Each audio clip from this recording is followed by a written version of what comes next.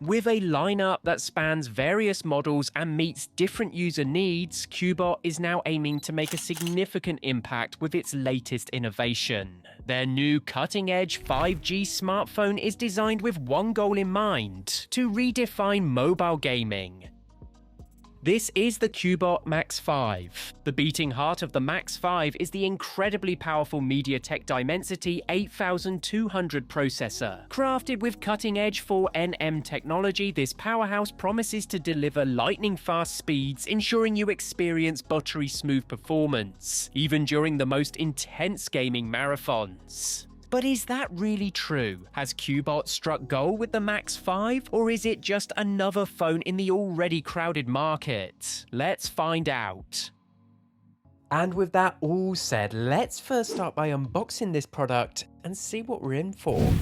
So unboxing the Max 5, and as you can imagine with most affordable phones, you really don't get much in the box. You get the phone, power supply, a very basic gel cover, USB-C to C cable, SIM needle, and your very basic user manual. If you're considering this phone, be ready to embrace its size. This is a seriously big smartphone. At 6.95 inches and weighing in at 224 grams, it's definitely not a pocket-sized device. For some, that's a plus, offering a large, immersive screen perfect for gaming and media. For others, it might feel a bit unwieldy. With dimensions of 173.9 by 78.9 by 9.2 millimeters, it commands attention. But what really sets it apart is the gaming-inspired design on the back, giving it a bold, distinctive look that stands out from the sea of generic smartphones. With a sturdy plastic body and a metallic frame, this phone feels solid in your hand, offering durability without sacrificing looks. Visually, the Max 5 hits the mark. It's a phone that knows how to make a statement. The glass back not only adds a premium feel, but also provides protection against scratches, keeping your device looking sharp. Whether you love or hate its size, there's no denying that the Max 5 brings a lot of personality to the table. Now let's dive into that expansive display. The Max 5 is equipped with a massive 6.95-inch IPS LCD screen designed to immerse you in vibrant colors and crisp visuals. With a resolution of 2460 by 1080 pixels, the display delivers a solid pixel density of 387 pixels per inch, ensuring sharp images and text. Whether you're binge watching your favorite series or diving into a gaming session, the screen offers good viewing angles and rich colors that enhance your experience. However, it's not all perfect. While the 144Hz refresh rate is impressive, offering buttery smooth scrolling and gameplay, there are a few trade-offs. The screen's maximum brightness of 462 lux is decent indoors, but under direct sunlight, visibility can be a challenge. And here's where things get a bit disappointing.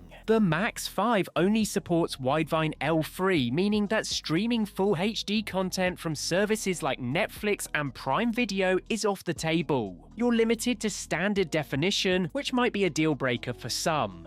The refresh rate settings give you some control, allowing you to choose between 60, 90 or 144 Hz, or leave it on automatic. But there's a catch. The automatic setting seems to stick stubbornly to 90 Hz, never dropping to 60 Hz unless manually set. So if you notice your battery draining faster than expected, it's worth checking these settings. Your display might be sipping more power than necessary. So while the display offers plenty to love with its size and refresh rate, there are some quirks and limitations that might make you think twice, especially if streaming quality or outdoor visibility is a priority for you. The true powerhouse of the Cubot Max 5 lies in its heart, the MediaTek Dimensity 8200 processors. This packs 8 cores, smartly divided into 2 clusters for maximum efficiency and performance. The first cluster houses a 3.1 GHz ARM Cortex A7 8 power core, supported by 3 more ARM Cortex A7 8 cores running at 3 GHz. The second cluster consists of 4 ARM Cortex A55 energy-saving cores at 2.0 GHz, ensuring you get a balance of power and efficiency. Cubot also made sure to support UFS 3.1 for internal storage, so you're getting fast read and write speeds essential for a smooth experience. With 256GB of internal storage and 12GB of RAM, the Max 5 is well equipped to handle your needs. However, it's worth noting that the memory isn't expandable and there's no higher storage variant available, which might be a drawback for those who need more space. Cubot has put a lot of thought into cooling and it shows. There's no thermal throttling here, even when you're pushing the device to its limits. Combined with the 144Hz display, the performance is simply top-notch. Whether you're multitasking or diving into graphically intense games like Genshin Impact or Call of Duty, you'll experience smooth gameplay with zero lag. The device stays comfortably cool even during extended play sessions. It only gets slightly warm when used in direct sunlight, but there's no dip in performance, which is impressive. Cubot didn't overpromise with the Max 5. They've delivered a budget-friendly gaming smartphone that excels not only in everyday tasks, but also in high-performance gaming. In single Geekbench scores, I was getting around 1,244 and in multi 3,614. In my Geekbench test, the Cubot Max 5 delivered some solid performance numbers. I was consistently getting around 1,244 in the single-core scores and about 3,614 in the multi-core scores. These results show that this Dimensity processor is holding its own, offering a strong mix of power and efficiency, especially for a device in this price range. It's refreshing to see that Cubot didn't cut corners when it comes to the software, opting to ship the Max 5 with the latest Android 14. This version of Android is stock, meaning you get a clean, bloatware-free experience with only Google's essential apps pre-installed. This, paired with the powerful processor, contributes to the phone's impressive performance, making it smooth and responsive. The Cubot Max 5 has missed some opportunities, particularly in terms of its gaming potential. It's disappointing that Cubot didn't make the extra effort to include gaming-specific features. Unlike dedicated gaming phones such as the Asus ROG phone or Poco F5 GT, the Max 5 lacks a boost mode or special gaming menus. There are no exciting animations or visual effects that would indicate that this phone is designed with gamers in mind. Cubot has opted for the OmniVision OVA0B40 sensor for the Max 5's camera, a choice that might raise some eyebrows given that it's not exactly cutting edge. The main camera is a 100 megapixel sensor with an f1.89 aperture paired with a 5 megapixel macro lens at f2.4, and finally the front camera sports a 32 megapixel sensor with an f2.25 aperture. While the camera setup sounds impressive on paper, there are a few caveats. In bright daylight, the main camera can capture some really good images. The colors are vibrant, though they tend to be a bit oversaturated, and there's a pleasing sharpness across the frame. However, the Max 5 sometimes struggles with focus, leading to blurry details in certain shots. The dynamic range is decent, but doesn't always hit the mark. On the plus side, the shutter speed is fast, so you're less likely to miss a moment. From the shots I've taken, it's clear that the Cubot Max 5 does a decent job for everyday photography. The images are serviceable and will meet the needs of casual users. However, if you're seeking a phone that excels in photography and offers top-notch image quality, the Max 5 might not be your best bet. It's great for routine snaps, but falls short if you're looking for more advanced photographic capabilities. When the sun goes down, so does the camera's performance. In low light conditions, the quality drops significantly. Dusk shots still look passable, but as the light fades, noise and blurriness creep in, resulting in less than ideal images. It's not terrible, but it's far from impressive, especially if you're hoping for crisp night shots. The macro camera is, unfortunately, a letdown. The autofocus tends to constantly readjust, making it tricky to find the right distance to your subject.